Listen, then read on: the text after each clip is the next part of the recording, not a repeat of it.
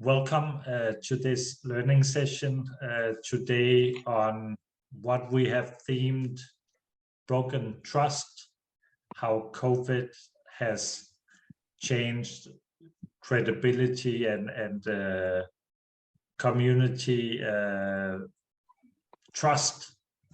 We have today with us a wonderful presenter, Marsha Vanderford, who has worked in several countries with risk communication and community engagement, particularly around COVID. I believe Marsha has really worked on every continent almost with this topic, and I know Marsha has worked globally. Marsha was the Director of Communications with WHO in the past, and has also been honored to be quite a resource when we're talking about risk communication, community engagement, and in this case, trust and broken trust. So I'd like to welcome Marsha and say, Marsha, the screen is yours for the next 20-25 minutes, and then we'll open up on a question and answer session with all our associates. So welcome, and let's get started. Okay, great. Good morning and good evening. I'm really honored to lead this session, especially with so many really experienced health communicators and community engagement specialists. I am betting that all of you have been involved in some way in this response to COVID-19 in different parts of the world. As such, I know that everybody has wrestled with this challenge of building and sustaining and repairing trust, which is part of every health emergency, but has been an even bigger challenge during this event. So the topics that I'm going to cover are likely quite familiar to you as you've considered your own work. What I'm hoping to share with you in this session is the way that trust as a communication concept has been recommended in the literature, how it has been practiced in the field, and of course, because of that, it reflects my practice in the agencies that Ian mentioned, or Thomas mentioned. It is a partial view. And as such, I hope that you will engage it, challenge it. A couple of things at the end are really my own thoughts, as opposed to much that has been supported about what went wrong with trust during COVID. So we'll have plenty of time to talk about that at the end. When COVID began, we already knew a lot about trust. It is and has been for centuries the foundation of effective communication and studied in that way. In 2003 and 2004, when we had the SARS outbreak globally, after that event, the WHO pulled together a number of global experts on health communication to look at what happened in that event. And those experts declared in the first WHO communication guideline that the overriding goal of our communication during health emergencies was trust itself. And over the next 2 decades, in studies of severe weather events and radiological accidents and infectious disease outbreaks, studies linked strong public health authorities' trust in them to a number of very positive outcomes that we hope to achieve during events like these, including increased practice of protective behaviors, message acceptance, participation in preparedness, and increased vaccine acceptance. Over time, trust has emerged as a result of the public's or communities' perceptions about the source of messages and communication engagement. So whether it is an individual leader within a community, a government spokesperson, or a religious leader who's sharing health information, the perception of these sources comes from a couple of time periods. One, from our past experience with those agencies and people, but not just past experiences, which are pretty hard to go back and fix, but also can be influenced at the moment of communication. So a lot of studies show that perceptions related to risk can be influenced in the messages and the interactions that we have with communities and with at-risk groups. And we also know that it's not just one solitary thing. Trust is comprised of perceptions around a number of qualities. Here are some of those that have been linked to trust in the literature. So there are many kinds of qualities related to trust, and it is the perception of these qualities in our sources of communication, influenced in messages and interactions, that is the topic of this discussion today. So teams that I have worked with at WHO and CDC, and then later in consulting, have found it useful to cluster these qualities under 5 groupings, all of them related to trust. So those groupings of qualities include perceptions that the audience has about health authorities' expertise, their goodwill, the character that they exhibit in their communication and actions, whether or not they have capacity and power to do what they say they will do, and are they potential subjects of identification? So what do these qualities or these groupings mean, and how do communicators at the moment of communication influence the public perception of these qualities? Let's start with expertise, because that's the place that most agencies emphasize over every other aspect of trust. When we emphasize expertise, we mean that the audience or a community perceives that you, your agency, your spokesperson, your leader possesses knowledge about the threat that we are dealing with, that they have the required credentials or skill to perform the work that they've been charged to do. We also link expertise to perception by the community that the source of information is accurate in what it is sharing. And very importantly, especially for COVID, it means that an agency has seen consistent over time, that is not making mistakes early in a response that have to be changed later. And it means that other experts agree with your message. So as practitioners, how is it that this perception is created in our materials and messages and communication? So on the right-hand side, what we can see is that health authorities have shown these things in a number of ways, and not any one of these one time establishes trust forever, of course. It's something that has to be worked at and inserted and integrated in an ongoing way throughout a response and across materials. So announcing as early as possible new information to show that your agency has access to events as they occur. Hosting press events, town halls, meetings that demonstrate with other partners that we are in agreement and that the facts we are sharing are indeed things that we agree to. Using understandable language, it not only aids the public in understanding what's going on, but it also avoids the perception that health authorities are hiding behind jargon, what they don't know. Explaining the basis of decision-making is important, especially when the decisions that are being made when there are uncertainties.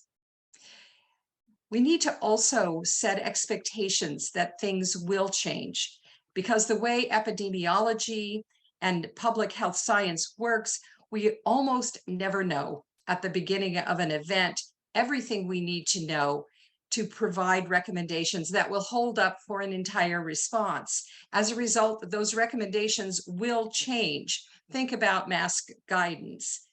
So unless expectations are set up front, it can look as though authorities have made a mistake earlier when recommendations change later. This will threaten credibility, and so trust based on expertise by necessity needs to say things are changing. So trust based on expertise appeals to the head or logic. Goodwill is a category of perception which appeals to the heart. It relates to perceived motivations of health authorities or other sources of information, and goodwill addresses these kinds of questions. Do people feel respected by health authorities or those they engage with in terms of health information and advice? Do they feel that agencies and partners care about them and their well-being? Do they feel that the authorities are acting in their best interest or the best interest of other vulnerable people, even if it costs those agencies something? So that's kind of the perception. How do we influence it?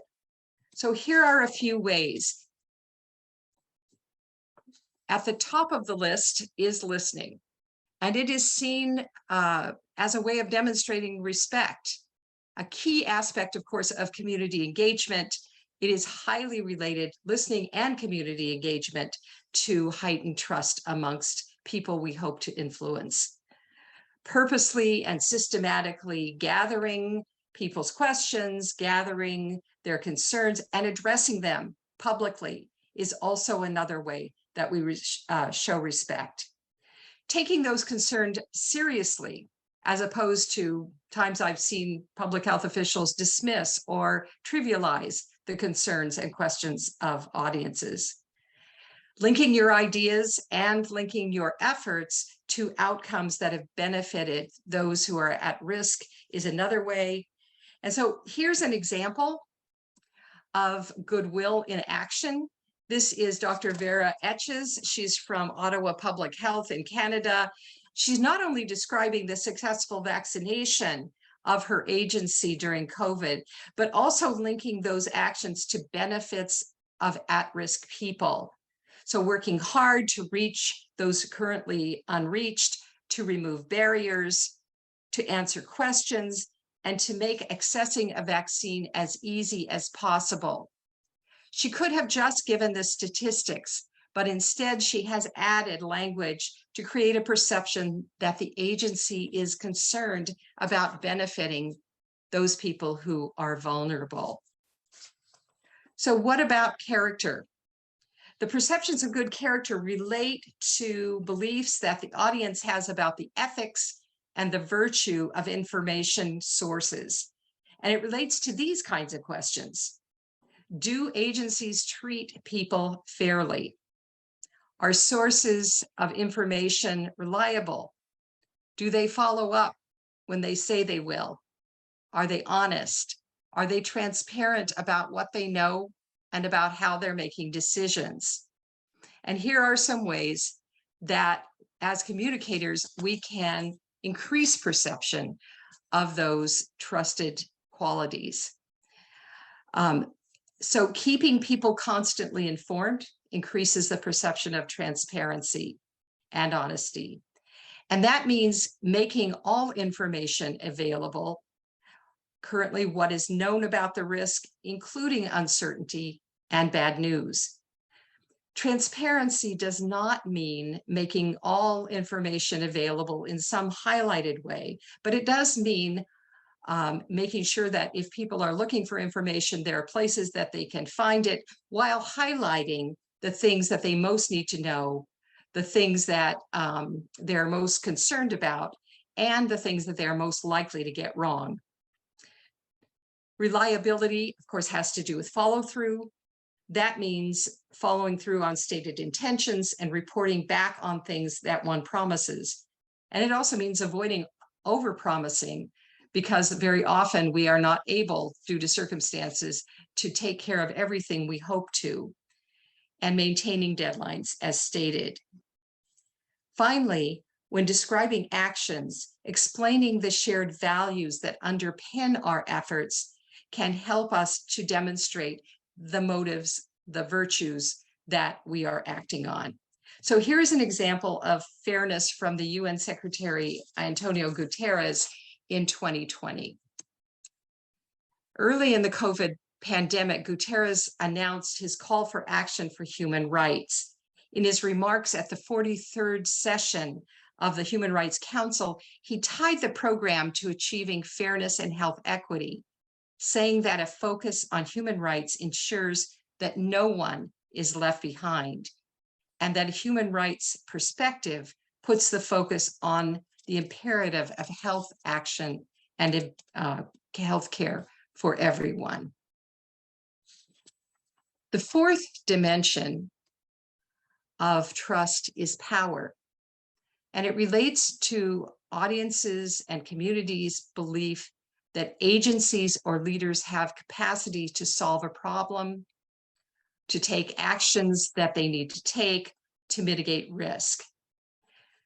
So when you think about the message source or the health authority from whom information is being disseminated, are they seen as occupying a health authority position that includes access to human resources and financial resources, the things that people associate with the ability to get things done?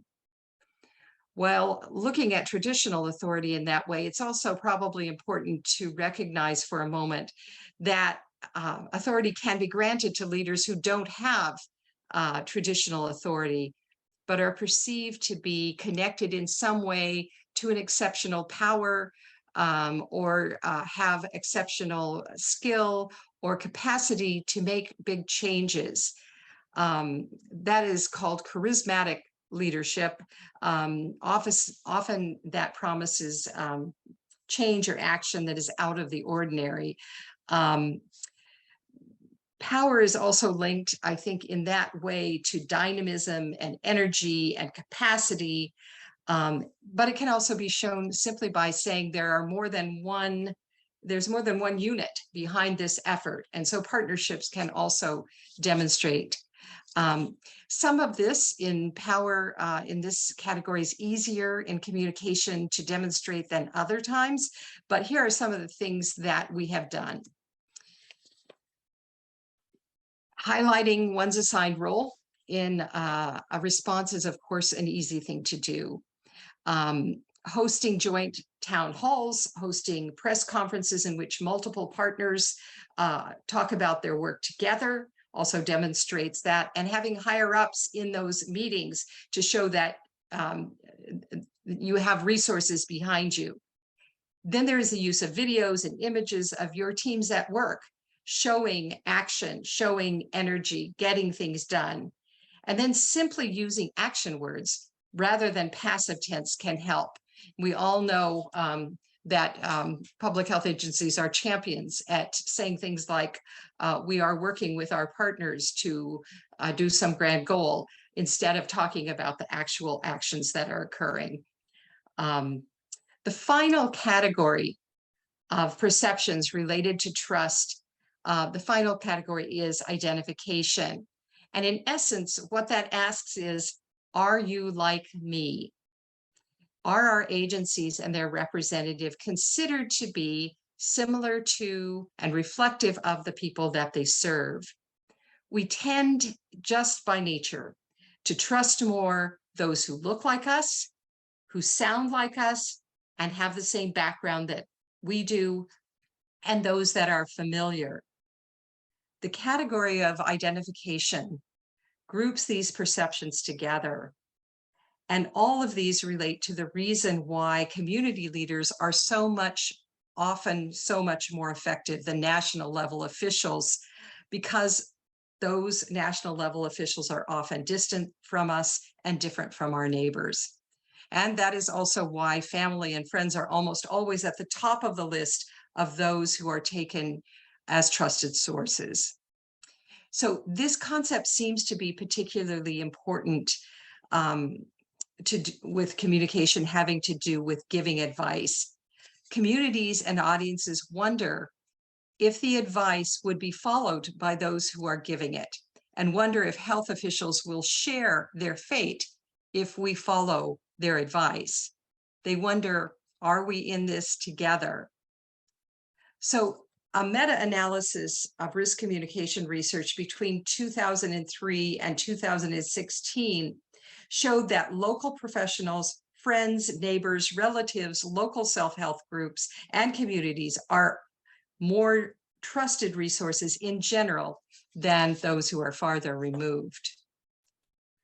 Some communication practices that promote identification include, very simply, using spokespersons and images that look and sound like your audience or your at-risk community. Highlighting the values behind your decision-making can foreground values that are shared by your audience. You can also go local with examples, images, and people who deliver messages. Referencing shared past experiences with those communities and the source of information can also help. And then what we know to be true for many reasons, tailoring your messages to reflect the languages and circumstances of your audience and community at risk. Using we, us, together kinds of languages can also help. So these are not new things or actions, but for many communicators, their relationship to trust is not as well understood as it might be. So importantly, perceptions related to identification are nearly perfectly reflected in community engagement. In community engagement, of course, communication materials and interventions are created or recommended by people we know in our community. Because in communities, we have deep personal past experience with information sources that live with us and amongst us. They've already demonstrated that they share our understandings and our living contexts. Members of our communities bound by proximity are likely to share our fate as well if we act upon their advice. Since the Ebola outbreak in Western Africa, research on community engagement has shown that communicating about public health emergencies in the context of community engagement results in higher levels of trust than almost any other risk communication platform. And research in risk communication has identified different types of communities defined as well by geographic location, which is the one that we know the most about, but also by profession and by political ideology, which we'll touch upon later. Regardless, public health agencies can create perceptions of common ground and identification by referencing the roles and experiences and values we share with the people that we serve. In 2017 and 2018, WHO conducted a meta-analysis process in 6 UN languages, which were reviewed for lessons on trust. Across a number of public health events, they had implications for public health for infectious disease outbreaks, volcanoes, earthquakes, severe weather, and all the rest. They identified that these communication practices most related to high trust, and the strongest amongst them were acknowledging uncertainty, because that was connected, as you recall, to expertise. That is, acknowledging uncertainty is seen to be transparent. Transparency demonstrates that one has good character, and that is one of the components of trust. So think about these elements and groupings I've shared with you as options. Multiple perceptions and communication practices that can be used to build and maintain and repair trust, keeping in mind that trust is built over time There are multiple options that can be consistently exercised in every message of engagement at every opportunity. Communicators can also choose the elements of trust that are available to them. Not all of them will be all of the time. And sometimes, if trust has been damaged during a response based on one element of trust, different types of trust options can be emphasized to repair those relationships.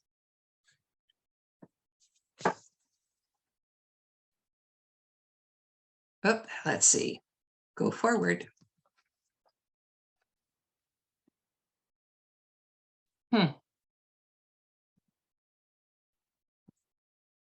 Is it stuck, Marsha? It seems to be. There we go. Okay. Yeah. All right. So given that communicators within public health knew so much about trust and practiced a lot of these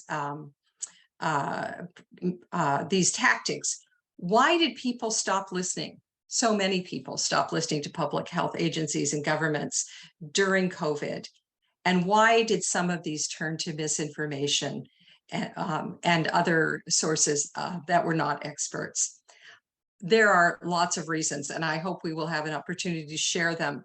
But I'd like to posit just a couple of ideas within the context of this trust framework. And those focus on how we manage uncertainty that's linked to expertise as a concept of trust, and the affiliation with engaging communities. So by COVID, the lesson of communicating about uncertainties had been learned. Messaging about COVID-19, what is unknown, was done from the very, very beginning. Here's a couple of examples from spring of 2020 from Ministry of Health in Singapore and from Africa CDC, which noted up front the situation is evolving, referenced latest changes, talked about the outbreak evolving rapidly and continuing to change. And this is typical of good practice in the early stages of any outbreak. But then the rhythm of most public health emergencies is that many uncertainties have quickly resolved, but that was not the case with COVID. And officials have continued to follow good risk communication practices by acknowledging these unknown. For example, a year into the event, here is what the Director General of WHO is saying about the situation. This pandemic has taken a toll in ways that no one can measure. We can't measure the fear felt by so many in the face of an uncertain future. No one knows the long-term effects of the virus or the type of world our children will inherit. So the Director General is saying not only what is uncertain, but that it is in massive scope, this uncertainty. And over the past 2 years, there has been persistent communication of uncertainties. And that we as a public health community don't have much experience or research on the outcomes of communicating pervasively and chronically about uncertainty. Even as WHO's 2017 and 18 guidelines had very strong consensus that communicating uncertainty was tied strongly to public trust, it also noted in a very small paragraph that the studies that were included in this analysis from 2003 to 2016 provided little, if any, evidence about undesirable outcomes of providing information about uncertainties.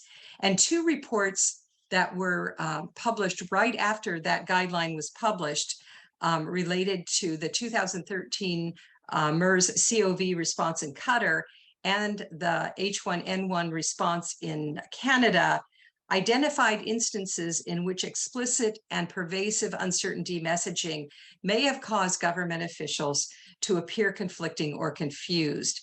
So this raised public concern and decreased trust in government instead of promoting trust in health authorities. So even as health authorities during COVID were communicating about uncertainty, still darker kinds of dynamics may have been occurring, and indeed they were occurring.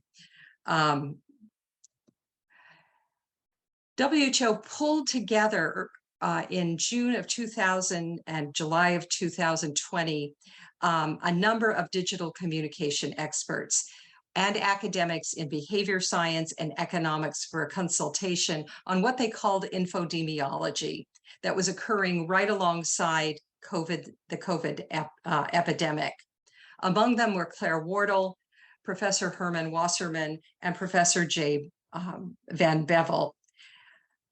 These scholars drew a very clear link between perceptions of uncertainty and the spread of misinformation. And their findings, I think, have implications for our future work as risk communicators. Both Wasserman and Van Bevel conclude that misinformation and conspiracy theories spread because people need an explanation for uncertainty.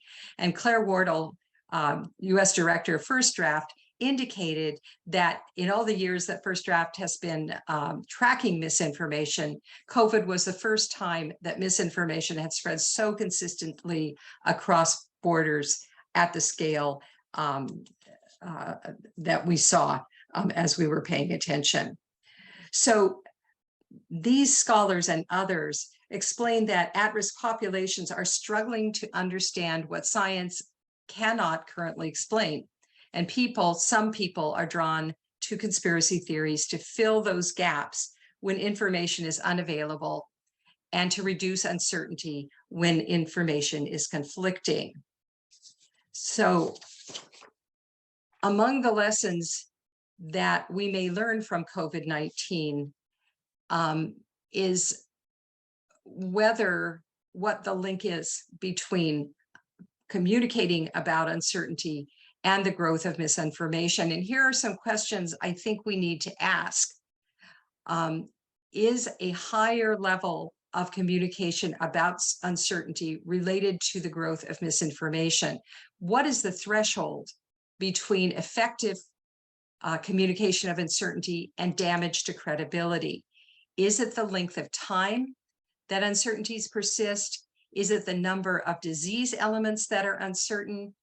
Is it the interconnection and complexity of contexts in which uncertainties emerge?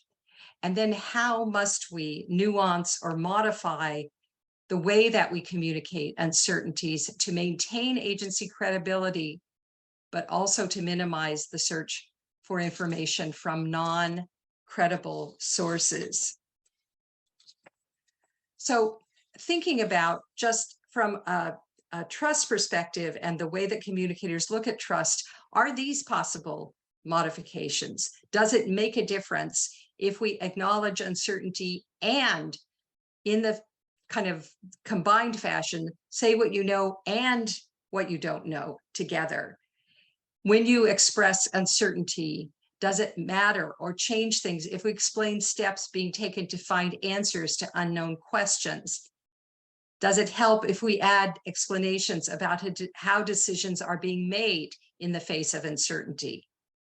When we communicate what we don't know, does it help to explain the rationale behind decisions in the midst of uncertainty? Does it help to allay uncertainty if we reinforce interim recommendations, showing previous work in the past on similar challenges, and of course, answering questions to previously unanswered questions as they are discovered? Whether these are the answers or not, we don't know, but twinning things that reinforce expertise with statements about uncertainty may help to prevent the loss of credibility to the extent that we saw in COVID. Regardless of how communication of uncertainties is modified in the future, it is clear to us now, after 15 years of saying to scientists and politicians that they should say explicitly what is uncertain, it is clear that such statements have limited shelf life. At some period, after some time, saying what you don't know makes people look for others who say they do know, even if it is not true.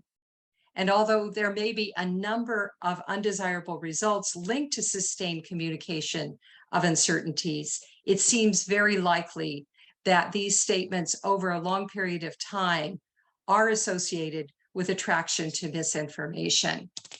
So what I think I will do, I have some information or some thoughts about how this is affected by the communities who believe this misinformation, but I think I will stop here because we can talk about those if they come up in the discussion.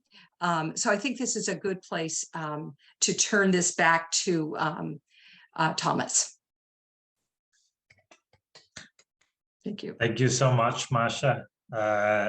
That was really an excellent presentation. So full of very clear observations and recommendations. And I think it really hits home how important trust is in everything we do, that we really address it and that we address it consciously. So this has been a great start. We are definitely now having at least half an hour more, if people are wanting it, to ask questions. So I see Peggy has raised her hand, and I will ask Yvonne as well has raised her hand. Please do raise your hand, and then we'll go one by one. And I think this time I will be very smart and insert myself as the third hand. So why don't we start with Peggy, and then Yvonne, and then we go to myself, and then we'll continue. Go ahead, Peggy.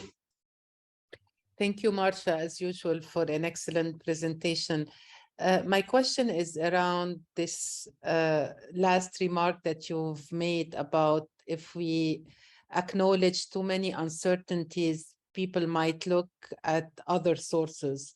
And at the same time, we're saying that to gain trust, we need to be transparent and say when we don't know. The second issue is also the contradictory information, because science in COVID has shown us that sometimes we would put some evidence and then a few months later or a few weeks later say almost the contrary, like this issue of mask wearing. How do all these elements play in this issue of building trust, maintaining trust, and cultivating trust? And I'm sorry, I'm just asking also this question, but you don't have to answer all. You said that if we miss one element of trust, we can play on the others. I felt that the national authorities, when they missed the trust at one point, they lost it. No matter what they did after it, it was very difficult to gain it because of the emergency. Thank you. Yeah. All super important and astute questions, Peggy. Let me see if I can remember all of them. You may have to remind me of one of them. So on the last question about when you lose trust, it's hard to regain it. So what I would suggest is build a bank account of trust. And that goes to the point of saying, okay, trust can be built across all of these practices, and they can be built proactively before you have a crisis. And then when a mistake occurs, there is some withdrawal of trust. But if you have a pretty strong bank account, you don't lose as much trust, and the results are not as dramatic. And so I guess I will use an example here from WHO. In spring of 2017, WHO was about to launch an initiative which identified elements of disease which didn't have as much financial support in a particular category. I'm trying to remember exactly what the disease category was, but they were putting out kind of a top 10 list of diseases that were needing more support. And it was in the category that included TB. They didn't include TB because it had more attention than the other ones did. And we got ready, I shouldn't say they because I was part of this, we got ready to make this launch, and our TB partners were astounded and offended and so forth. But we got on the phone with them, and WHO has a very long history with them, and we were able to talk through, based on past experience, what it was that we could do at this point to repair, leaving them off this list. They felt like by not putting them on the list, we were saying that they didn't need any more support, while we were trying to draw attention to some ailments that had less. So based on a good relationship of support for TB by WHO in the past, what happened in that instance was not as bad as it might have been. So I would say paying attention to all aspects of trust that you can all the time can give you some bank account, so that when a mistake occurs, there is some relationship to build it back. The contradictory information, one of the things that is useful is when there are discrepancies in information, it's very useful to address them and to explain where you can the common ground between those discrepancies. Think about the social distancing recommendations in our different countries. Some of us were recommending 2 meters, some were recommending 6 feet, some were recommending 1 meter. And so there were discrepancies about the amount of social distancing that people should be doing during COVID. One of the ways one could have addressed this would have been to say, what are the basis of these recommendations, each one of them, and then what do they have in common? And so some of these were based on flu, and some of them were based on laboratory experiments about how far respiratory droplets go. But all of them were designed to try to separate people's respiratory droplets from one another. And so one can explain the differences between recommendations and the basis for them, and then try to come back to the point. What is it that all of them are serving? Not possible to do that with everything, but it is a strategy that can be used sometimes to good effect. And then the last one, the seeming contradiction between saying what's uncertain and not saying it, as we see in COVID, may have increased the amount of uncertainty. I do think that we have to consider what happens when scientists over several years keep saying, we don't know, we don't know, we don't know. Some of that has to do with different tactics having to do with uncovering information and how we highlight what we're learning as we learn it, so that it looks like we're not just dumb, right? We're not, scientists don't know anything, doctors don't know anything, so I might as well do what I want.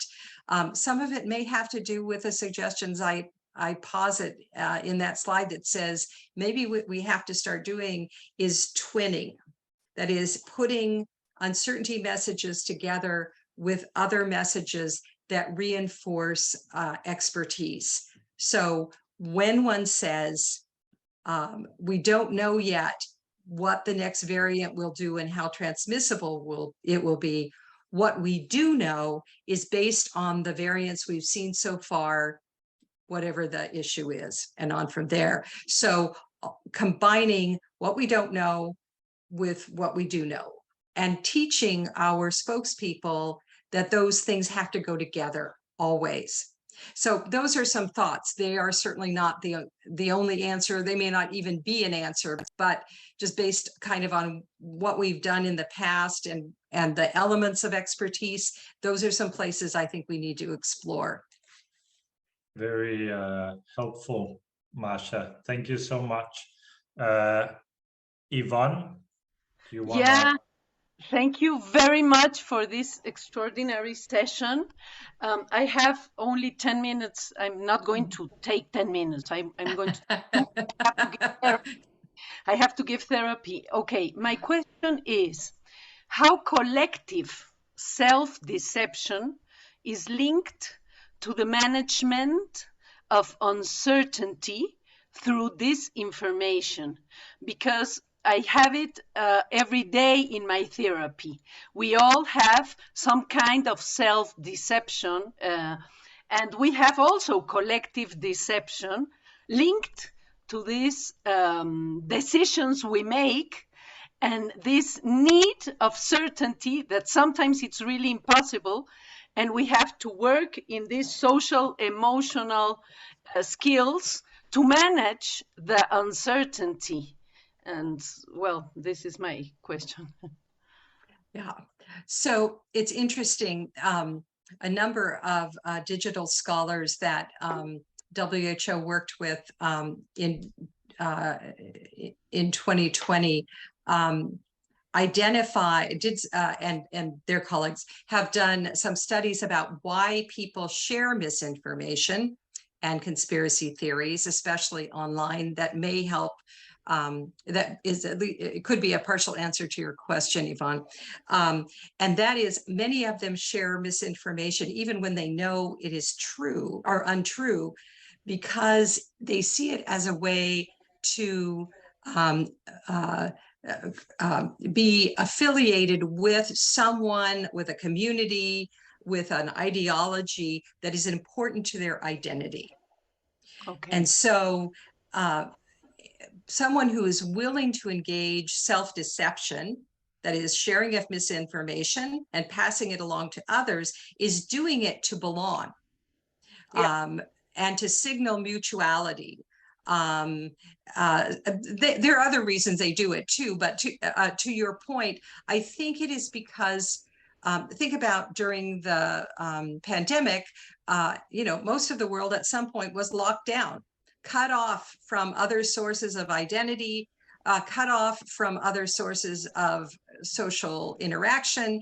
And at that point, almost across many continents, Facebook was growing at a huge rate. In North America, in the Americas, subscriptions on Facebook were up at the beginning in the spring of 2020 to something like 70% of people having Facebook subscriptions. So if you're at home and you have access and you feel alone, what are you going to do?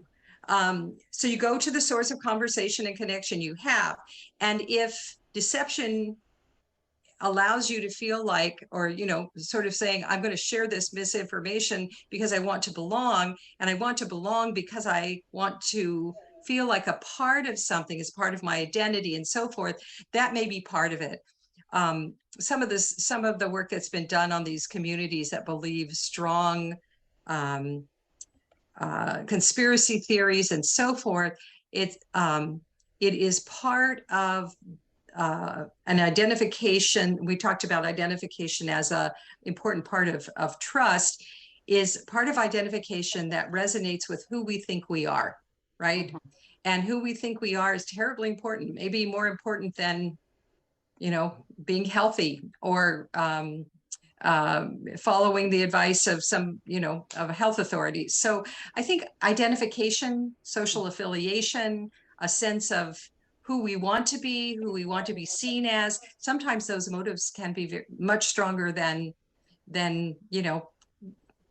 sort of getting our act together. Okay, thank you. Okay. Yeah. Thank you so much, Marsha. Yvonne, I know you'll be off for your therapy. I'll just pose a question, or maybe it's more a thought, and then we'll go to Robert and then Sharon and then Madeleine. I think one of the elements that is important in the context of trust is accountability. And I almost feel that we live in a world where accountability is increasingly not a priority. It's not something we see. People are not holding themselves accountable. They're not being held accountable. Where, if at all, does that figure into your knowledge and thinking, Marsha? Yeah, Thomas, you and I talked about this when we were getting ready for this session. And I think if accountability were a high value in our society by a large number of people, then it would fall into the element of trust that, you know, that grouping of good character. So demonstrating accountability would be seen by health authorities as demonstrating an element that is seen as trustworthy. That doesn't answer your question, but I think the mirror part of that is that in order for it to be effective, it would have to be shared by the audience. And I wonder if accountability just isn't as powerful or as shared a virtue as it used to be, or amongst all groups across the board. It feels like accountability has lost its power in some ways, but I don't have a good answer to your question. It's not in the literature or much in the practice that has been part of the work I've done. Sure. Okay, that is also perfectly fine. That we have some thoughts. It can be continued elsewhere, but an important point, I think. Thank you, Marsha. Let's go to Robert. Well, I want to thank you, Marsha. This is terrific. During your presentation, I felt an immense feeling of gratitude. Gratitude to you, to WHO, and the whole field of risk communication amidst this global collapse of trust, to develop a scientific and rigorous approach to restoring it, to building it, to earning it is heroic. And I think that in a field that's very difficult to see sometimes the results of our work,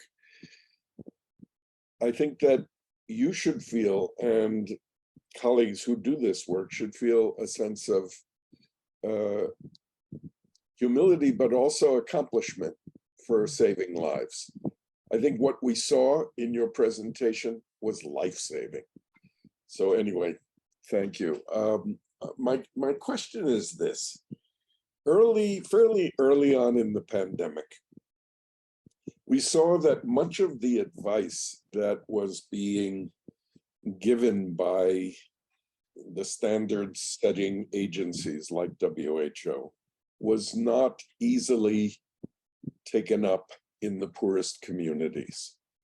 We were recommending things that in slums where quarantine or isolation is next to impossible, or mask wearing, or hand sanitizing, all of these basic practices were so difficult.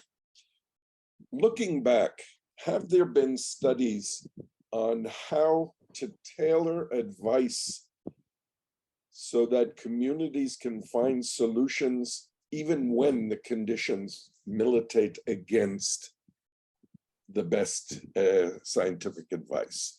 The second part of that, related to it, is what do we do when health systems fail? The best advice implies go to your hospital, see your doctor. But in much of the world, health systems are also either underfunded, understaffed, or virtually non-existent in this neoliberal world, where austerity has reigned for a number of years and the health and education sectors have suffered, etc. So those are the two questions. And finally, one word that I didn't hear that I would like to stress, which is solidarity.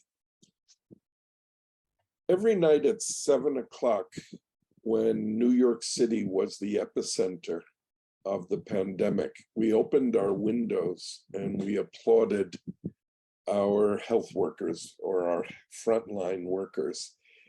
And the sense of solidarity, I believe, is also life-saving. I wonder if a theory and practice of trust building needs to rely more on social solidarity. Thank you.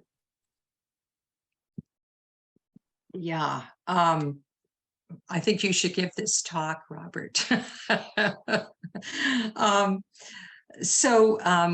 What do we do in places that don't have the capacity to follow the best public health recommendations? I suspect people on this call can answer that better than I can. Let me share with you one thing, and then let's open it to some other ideas, and then we can come back to some of these other questions, because I know that many of you have much more field experience than I do. So I'm thinking of a story from some time ago, and it's not my story. It's a story of a colleague who was in one of the refugee camps in Laos following the Vietnam War. And in that time period, there was a waterborne outbreak in one of the large refugee camps, and doctors in a related hospital were explaining germ theory to the residents, and the residents were being told that they should not use water from the local ponds and so forth around, because it was related to the disease. They explained their science as well as they could, and still people used this water, and still people became ill. The doctors then started into what we now know is very wrong territory, which is coercive kinds of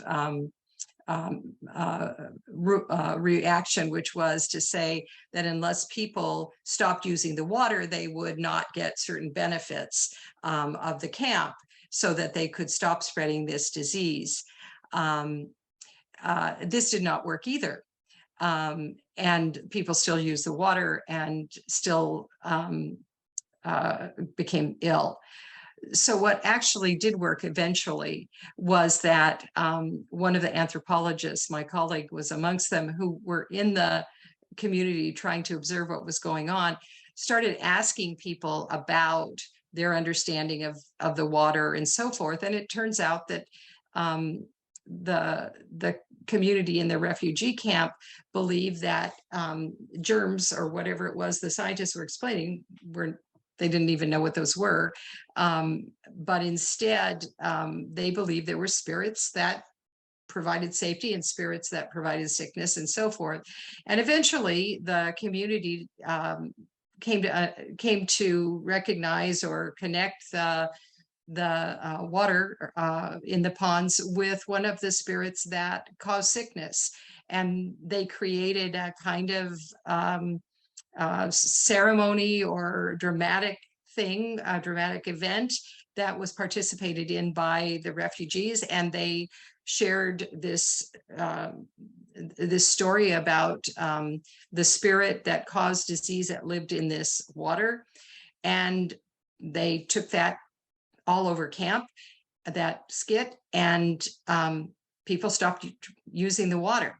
But it was not on the scientists' terms, and it was not based on the scientific recommendations that came down to them.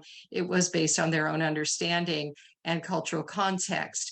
So I would say in places where people either don't have the capacity and so forth, that we use the tactics we know in community engagement, which is to try to figure out what can work.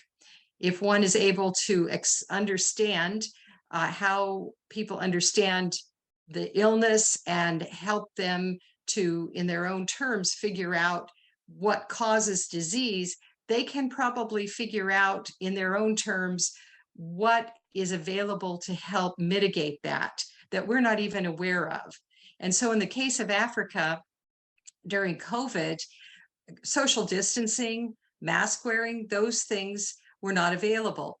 But public understanding of what causes COVID in some places led to people in communities making decisions about how to avoid respiratory illness with what they did have. And I don't know specifics on that, and so I apologize, Robert. But I think it's the same approach as we would say in much community engagement, which is helping people to understand what the problem is, and then helping facilitate their problem solving, given what they have available to them.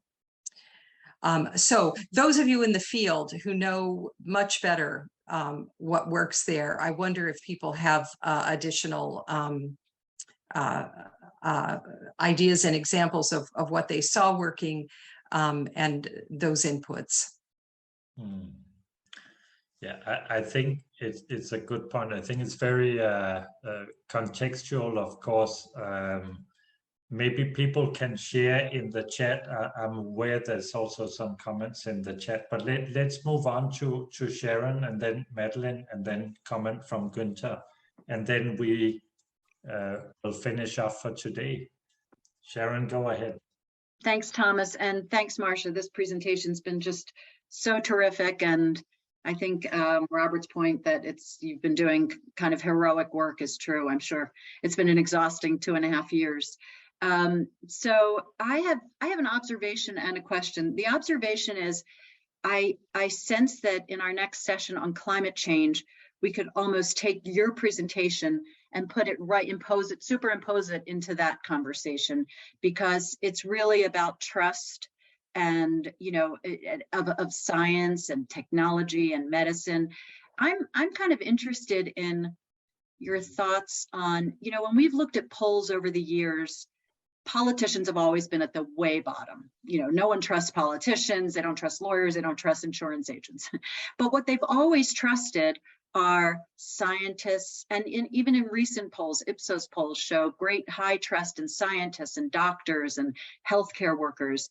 And, you know, I think people sort of deep down understand that it's science, medicine, and technology that can take us forward and solve a lot of these problems. And yet we're facing this lack of trust. And I'm curious as to try to better understand how, in a sense, the trust of these institutions has gotten sort of tied up and I guess, yeah, tied up in the lack of trust of government and other institutions.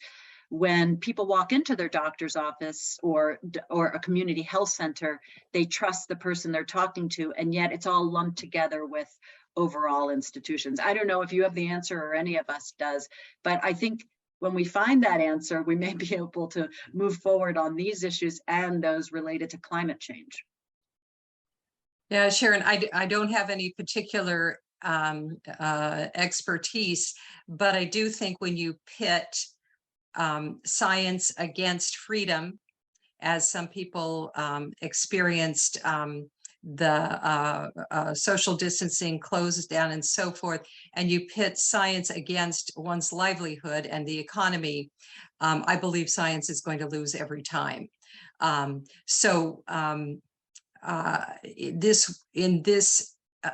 If you look at values that people hold, we can hold all of those values together, the value of knowledge, the value of truth, the value of the economy, and so forth. And the extent to which we align and justify our decisions based on one or the other of those things means that people are going to line up based on their priorities. So I think science got itself recommending things that people hold higher than truth, and those are money and freedom. And it's really a complexity also where people who don't get their voice heard, who cannot engage with decision makers who are often representing science, they find their space and their voice by just disengaging with science, right? So Yeah. it is very much in the systems and the trust. I'm going to appreciate that comment and go to Madeline, and then we'll go to Günther after that. Madeline, go ahead, please.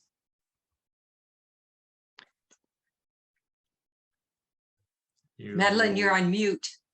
Yes.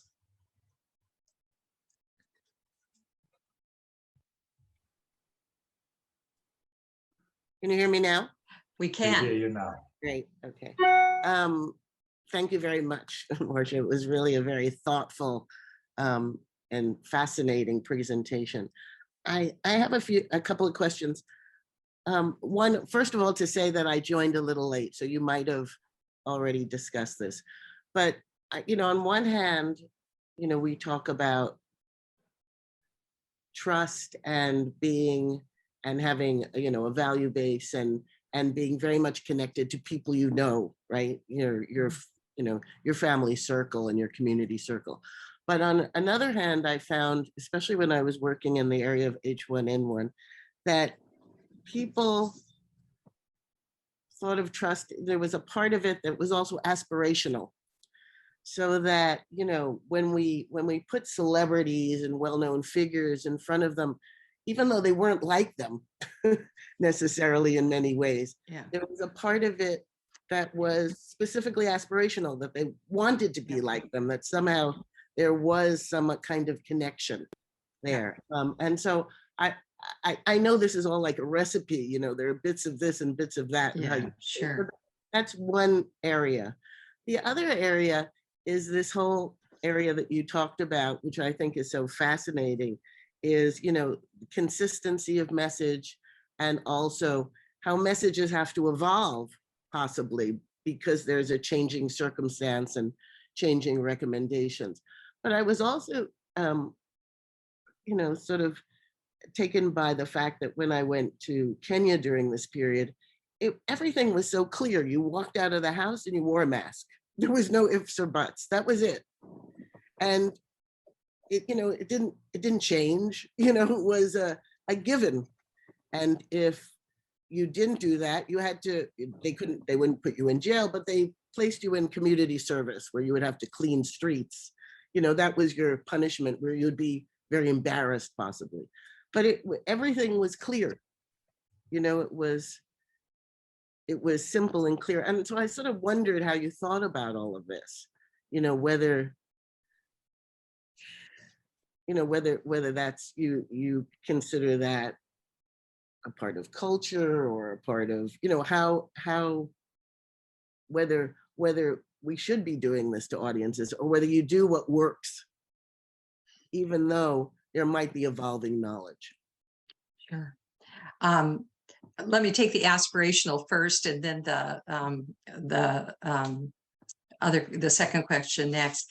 I think the aspirational part of this may be part of what we talked about briefly as charismatic leadership. It's a concept that's been around for almost 100 years. And you may have encountered it in Max Weber's work, who talked about leaders who seem somehow to have qualities that are extraordinary, and that have a dynamism that is attractive to us. And part of that, Madeline, may be the projection onto that person of things we would like to be. And I think some of our own political leaders have had charismatic qualities that appeal to people who wish they could say things like that, or wish they could dance like that, or wish they could, whatever it is. And so it is part of identification in a way, because, as you say, it identifies with who we would like to be, or what we would like to be able to do, or what we would like to be able to say. And I think that it probably falls within that category of capacity or energy or leadership that is granted sometimes to people who don't have credentials, or don't have authority that is traditional, but maybe have something else that appeals to people because it seems like something we would like to be or become. So maybe related to that. The question about places where stuff didn't change and things went forward as indicated. I think governments have different ways of dealing with their recommendations and their enforcement or accountability for following them, as Thomas mentioned. So some of it's obviously the kind of government and the values being fulfilled by that government. I think some of it is cultural, as you suggest. Some of it is trust in authorities. I think we know some countries had more problems with misinformation and political ideology, and that was really Europe and North America. Not that it didn't happen other places, but it was worse there. So I do think you're right. It depends on so many different elements. Why some groups, had people shooting people at doors when they enforced mask guidance, and other people just put their mask on and went to work. So no good answer there, but I think it's, as you suggest, a combination of different things coming together. Thank you. Thank you both for those questions and answers. Beautiful. Gonna jump to Günther. Günther, you have a point about public service in general. Great. Yes. Thank you very much for your question. I think it's not really trust that is broken. I never saw any trust in health services or even general public services in all the countries I've been working for. Of course, every crisis, every health crisis or other crisis are exacerbating this kind of lack of trust, are showing it to us most more brutally. But the trust in public services, wherever I worked, I never saw it. And this has to do with the point you did, was the social accountability of public services. And that's what I would like to suggest in this presentation, which I really was a great presentation from me. Thank you very much for that, Marsha. I would suggest to add a sixth element to your 5 elements of trust building, which should be social accountability of social services. Downwards and upwards accountability. And I think there you would have the macro component, which is lacking actually, in my interpretation, in this framework. Thank you. Thank you. This is what we call co-creation. So Indeed. Thanks for the expand. It's been a very fascinating and stimulating talk and questions and answers. I think, Marsha, you've put together a resource. The presentation that you have is full of an analytical framework and good tips. I believe we can share that with our associates, the presentation. Absolutely. And this is, I think, useful for all of us in our work. So I want to really thank you for taking the time to put that together and talk with us today. You've definitely enlightened me a lot. And I think that we can all clap in the Thank you. It was really my pleasure. So nice to see so many good friends. Thank you, Marsha. So nice to have you today, Marsha. Thank you all for joining. Have a continued great day, Marsha. Have a great day as well, knowing you have already touched a lot of people so far. Thank you. Thank you so much. Bye-bye.